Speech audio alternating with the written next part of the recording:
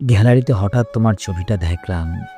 জানি না কেন, কিন্তু বুকের ভেতরটা হঠাৎ শূন্য হয়ে গেল।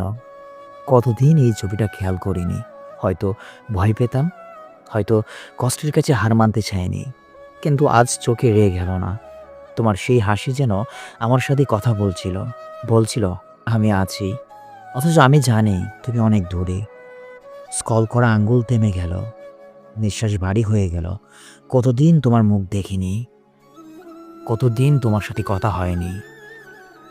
তবুও তোমার সেই চেনা হাসি আর চোখের গভীরতা ঠিক আগের মতোই রয়ে গেছে এই ছবির ভেতরে। মুহূর্তের জন্য মনে হলো সবকিছু আগের মতো আছে, তুমি এখনো আমার পাশে।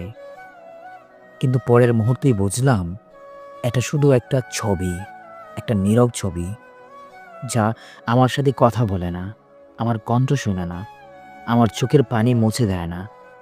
তবু এই ছবিটা আমার কাছে সবচেয়ে দামি জিনিস, কারণ এটা ছাড়া তোমার কোনো চিহ্ন আমার কাছে নেই। জানো, আমি ভয় পাই এই ছবিটা হারাতে, কারণ যদি এটা না থাকে তবে হয়তো তোমাকে আমি পুরোপুরি হারিয়ে ফেলবো। ছবির ভেতরে তুমি হাসছো, আর ছবির বাইরে আমি নীরবে ভেঙে পড়ছি। আমি জানি সবসময় মুছে দেয়, কিন্তু এই ছবিটা সময়কে আটকে রেখেছে, আর সেই সাথে আটকে রেখেছে আমার কষ্টকেও। ছবি ছুঁয়ে দেখতে গিয়েছিলাম, কিন্তু আঙুল শুধু ঠান্ডা স্ক্রিন ছুঁয়েছে, তুমি না।